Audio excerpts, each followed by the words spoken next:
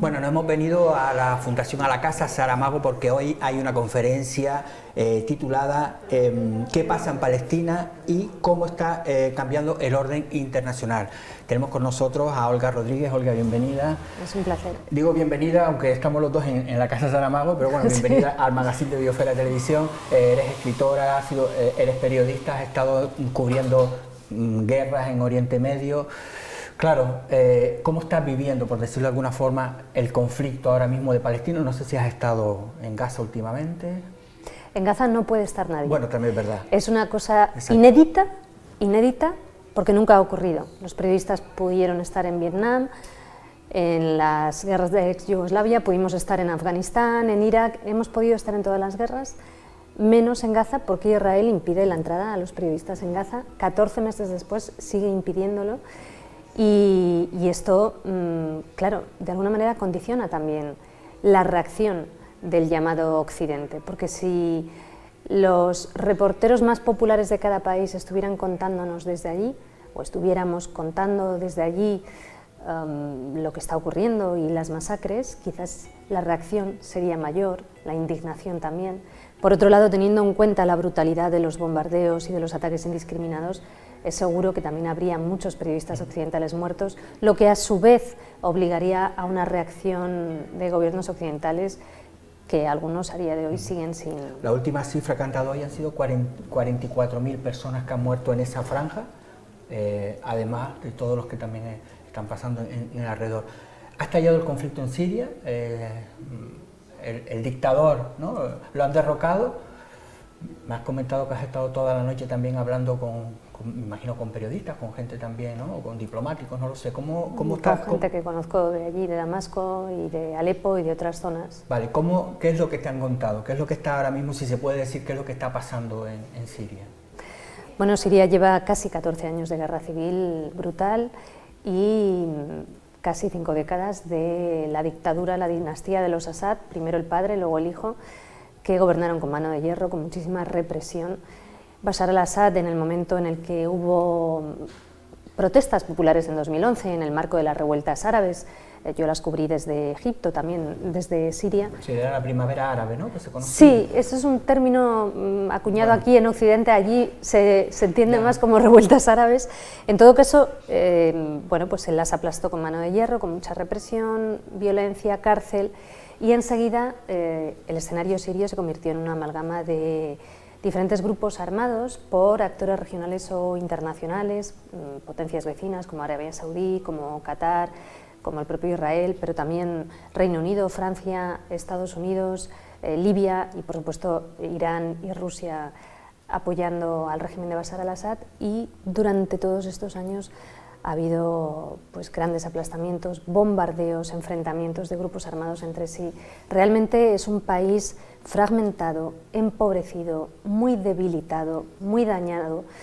Ahora ha caído el dictador y se enfrentan a una situación de incertidumbre y a muchos riesgos. Es decir, por un lado está la celebración de mucha gente, la liberación de miles y miles de presos políticos, el reencuentro de mucha gente, el regreso de personas exiliadas que se están planteando ya regresar, pero sabemos que es un territorio troceado, controlado por diferentes actores, sobre todo en estos momentos Estados Unidos, Turquía e Israel, que están bombardeando el territorio. Israel ha ocupado territorio sirio nuevamente, ha dicho que los altos del Golán sirios, que están ocupados ilegalmente por Israel desde 1967 y hay una resolución de Naciones Unidas condenándolo, pues Netanyahu ha dicho que los altos del Golán serán siempre parte de Israel, desafiando la ley internacional. Por lo tanto, en definitiva, Siria se arriesga a ser un territorio, como tantos otros lo hemos visto en otras ocasiones, fragmentado, acantonado, muy debilitado y controlado por injerencias extranjeras, en este caso por potencias regionales. Claro, pero yo me imagino muchísimos, ¿no?, de que nos están viendo, de muchísima gente en España, de cómo se le puede explicar mínimamente, por ejemplo, lo de Palestina. Porque la gente, claro, nosotros no entendemos absolutamente nada. ¿Se le puede explicar alguna Yo creo forma? que aquí en Canarias hay mucha gente que lo entiende muy bien, incluso mejor que en la península, me he encontrado yo. Me gustaría indagar en las razones. Bueno, en todo caso, es una cuestión bastante sencilla, pero en el fondo. A lo mejor quizás también nuestro apoyo con el Sáhara. Puede ser, ¿no? sí. Con ese, sí. Yo creo que Palestina y el Sáhara sí. han estado en esa lucha. No me atrevía a decirlo, pero lo estaba pensando. Sí, sí. Efectivamente. Sí. En todo caso, yo desconfiaría de alguien que diga es una cuestión muy complicada. Yo llevo muchos años estudiando sobre el tema, tengo muchos libros, académicamente estoy especializada sobre el tema. No es un tema complicado. Aquí de fondo hay un tema de colonialismo, de ocupación ilegal, de supremacismo, porque hay derechos que se le niega a un porcentaje de la población por no ser judía, ¿no? Por ser palestina, y la aplicación de un apartheid, de un sistema de apartheid, es decir, de un sistema de discriminación sistemática definido como tal por las organizaciones internacionales de derechos humanos más importantes, que implica que se discrimina a la población palestina. Yo cada vez que voy a Israel y a Palestina, llevo yendo desde los años 90, cada vez que voy descubro nuevo territorio ocupado, nuevo territorio anexionado. Es decir, no es que se ocupó territorio ilegalmente en 1967 y ahí se paró todo. No, no, se siguen construyendo asentamientos, se sigue anexionando territorio de manera consecutiva a través de ese sofisticado y perverso sistema de apartheid con controles militares, con impedimento de libertad de movimientos, con discriminación, y a todo esto hay que unir, bueno, pues el genocidio en curso, un término empleado ya por 30 relatores de Naciones Unidas, un término que también ha sido la conclusión de la Comisión Especial de Investigación de Naciones Unidas. Estamos ante un genocidio, y también de la organización internacional Amnistía Internacional, que el otro día también en sus conclusiones explicaba que estamos ante un genocidio en curso, porque hay una intencionalidad, porque hay un daño y porque hay una persecución sistemática contra población civil.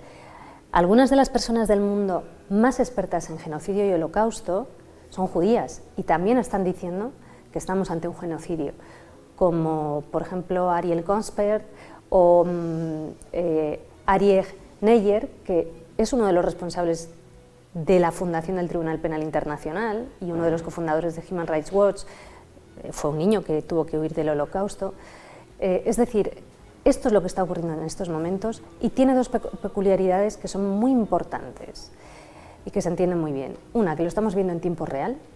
Srebrenica, Ruanda, barbaridades del pasado las conocimos a posteriori. Esto lo estamos viendo en tiempo real y aún así nos está parando. Es más, hay potencias occidentales que siguen enviando armas a Israel, como Estados Unidos, o que no adoptan las medidas de presión que los canales internacionales ofrecen para poder presionar.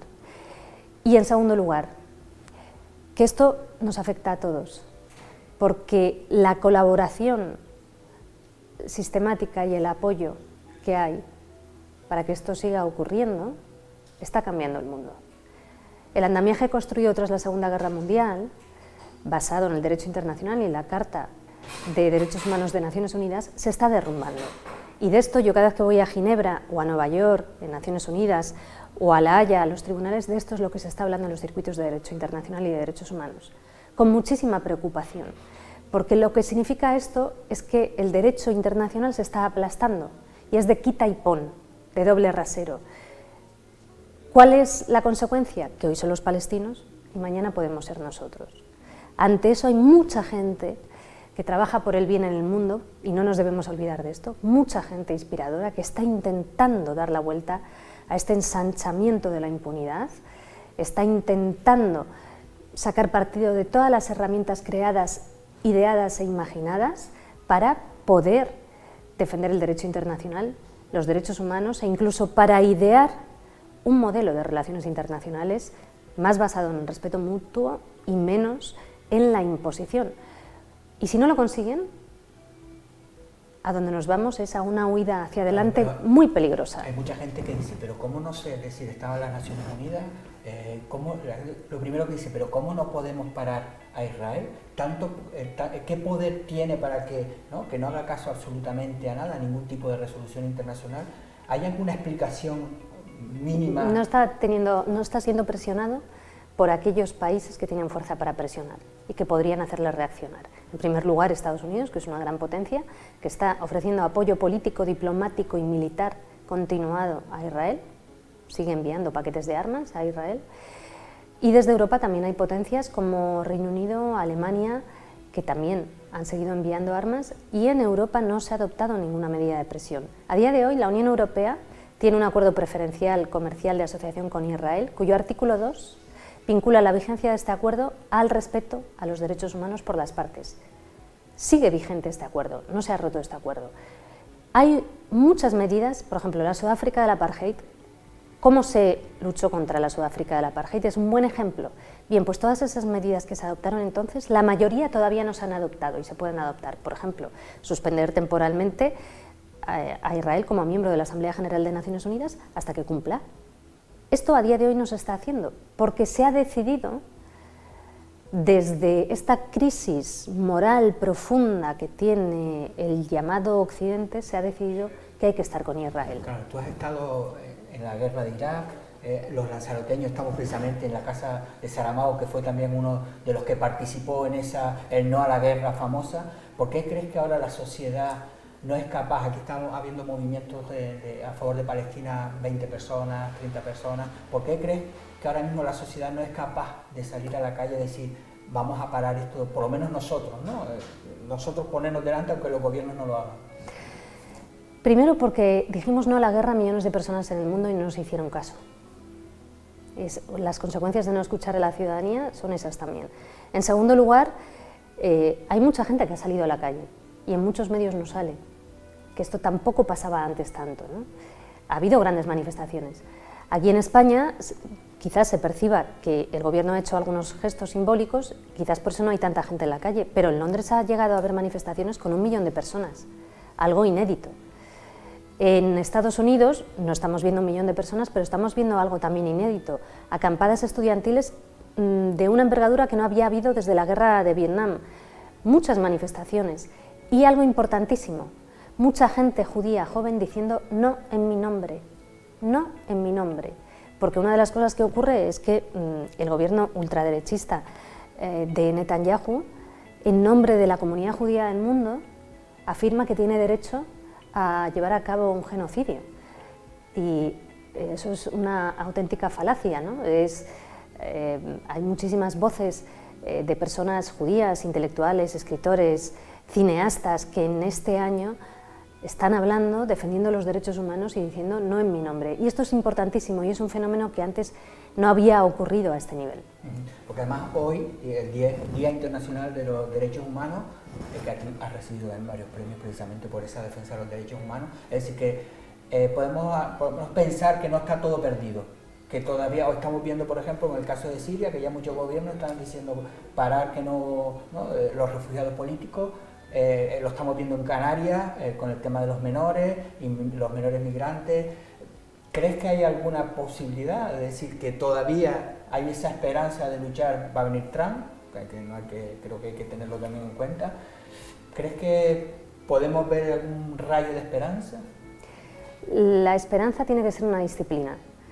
Antes del verano tuve la suerte de comer con Angela Davis, que como sabéis es escritora y activista estadounidense, 84 años tiene, muy bien puestos, y hacíamos la reflexión, ¿no?, sobre estos tiempos de oscuridad en la conversación, y en un momento dado ella decía, es que precisamente en estos tiempos difíciles es cuando tenemos que entender que transmitir esperanza es una disciplina.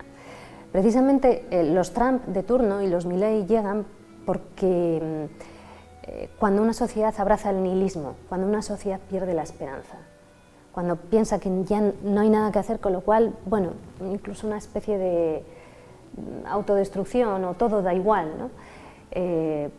Tenemos muchísimas herramientas para que las cosas mejoren. Yo he visto cosas horribles en el mundo, nunca voy a quitarme las pesadillas que tengo, sigo viéndolas todos los días, pero también veo cosas que alimentan mi esperanza y que no me sumen en una depresión profunda para siempre. Hay gente hermosa que lucha por los derechos humanos. Me acordaba hoy de una lectura que hicimos en Madrid hace muchos años, cuando José Saramago todavía vivía, leyendo artículos de la Carta de Universal de Naciones Unidas de los Derechos Humanos, que él decía, es que en estos tiempos, decía entonces ya, este libro parece revolucionario, ¿no? Los derechos humanos universales, sí, pues parecen un texto revolucionario, ¿no? Cuando es, bueno, pues un conjunto de sensateces que nos facilitarían vivir mejor.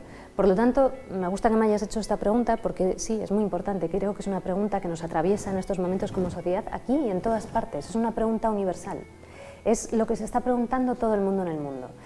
Y tenemos que tener claro que hay que tener esperanza, sin esperanza no se lucha, sin esperanza no se mejora, sin esperanza no se plantean ideas. Ahora bien, el otro día almorzaba con un amigo, el exfiscal jefe fundador del Tribunal Penal Internacional, Luis Moreno Ocampo, quizás hayan visto algunos la película argentina 1985 sobre los juicios de la Junta, bien, pues este fiscal que acompaña al juez. Y una buena película, hay que verla. Sí, sí. Y él es un personaje fascinante porque, fíjate, siendo tan joven hizo eso y luego hizo otras muchas cosas y bueno, fue el fiscal jefe fundador del Tribunal Penal Internacional. Y él decía, ante este derrumbamiento de ese andamiaje del que hablábamos, decía, es que mi generación tuvo que rebelarse contra el sistema, porque bueno, siempre hay que rebelarse, ¿no?, contra cosas dice, pero es que la generación de ahora va a tener que inventarse un sistema, porque o nos inventamos un modelo de abajo arriba diferente, o esto, lo que tenemos ahora, nos va a llevar a una mayor confrontación con los riesgos que implica, a mayores injusticias y a una especie de saqueo global, ¿no?, que vemos ya que se ha dado como el pistoletazo de salida ante la escasez de recursos. Vemos que hay potencias regionales, internacionales, trazando su geoestrategia también en función de la búsqueda de esas rutas de materias primas, de energía, de esos yacimientos que hay por el mundo. Todo esto puede llevar a una destrucción masiva. Por lo tanto, hay que imaginar un mundo en el cual se pueda establecer un orden de una manera más eficaz, porque Naciones Unidas como idea está muy bien, pero hay 5 grandes potencias que tienen derecho de veto, una de ellas es Estados Unidos, que ha estado vetando cada vez que se ha pedido un alto el fuego en Gaza, y por lo tanto hay que buscar más instrumentos, más herramientas, más caminos, pero los hay, y algunos los hay ya ideados, y otros hay que construirlos. Bueno, muchas gracias, yo creo que con esa reflexión terminamos. Pues nada, hasta aquí, iba a decir hasta aquí llega el magazine, no, una pequeña pausa y continuamos.